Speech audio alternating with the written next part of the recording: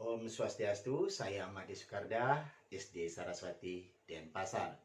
Setelah membaca tulisan tentang filosofi pemikiran Ki Hajar Dewantara dan menyaksikan video Bapak Iwan Sahrir tentang refleksi pemikiran Ki Hajar Dewantara, ada intisari yang saya dapatkan dari pemikiran Ki Hajar Dewantara, yaitu bahwa pendidikan sebagai tuntunan dalam hidup tumbuhnya anak-anak, yang artinya pendidikan menuntun segala kekuatan kodrat yang ada pada anak-anak itu agar mendapatkan kebahagiaan dan keselamatan baik sebagai manusia maupun sebagai masyarakat. Pendidikan adalah tempat bersemayamnya benih-benih kebudayaan. Beliau mengatakan bahwa antara pendidikan dan kebudayaan tidak dapat dipisahkan. Untuk meningkatkan keberadaban kebudayaan diperlukan adanya pendidikan. Pendidikan merupakan fondasi dasar untuk meningkatkan keberadaban manusia yang berbudaya. Pendidikan tidak boleh statis, tetapi terus berkembang sesuai dengan tuntutan zaman.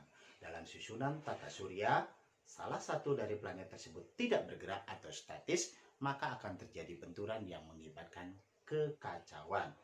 Hal inilah yang dilihat oleh Ki Hajar Dewantara, bahwa semuanya harus bergerak, yang artinya perubahan itu adalah hal yang kekal dan akan terus terjadi. Ada kerangka perubahan Ki Hajar Dewantara. Yang pertama yaitu kodrat keadaan. Dalam melakukan perubahan harus melihat kodrat keadaan, yakni kodrat alam dan kodrat zaman. Kodrat alam terkait dengan di mana masyarakat itu berada, sedangkan kodrat zaman, pendidikan itu harus disesuaikan dengan perkembangan zaman.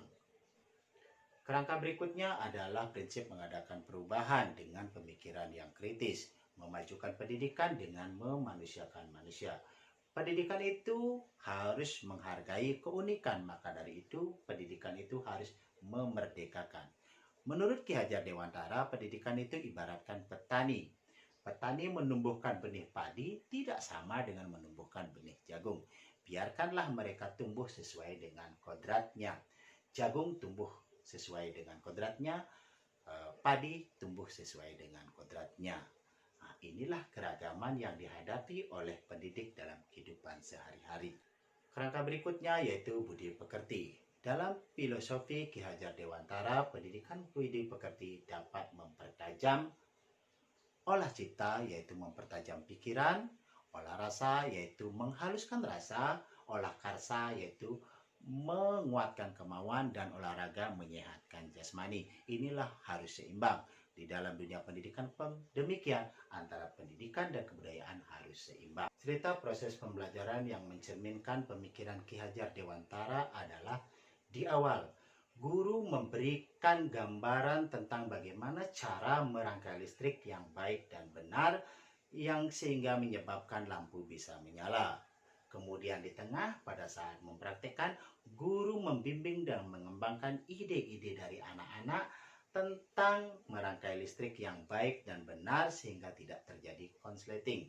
Kemudian di belakang, guru memberikan dorongan dan semangat yang secara terus-menerus untuk mencapai tujuan, yaitu lampu bisa menyala.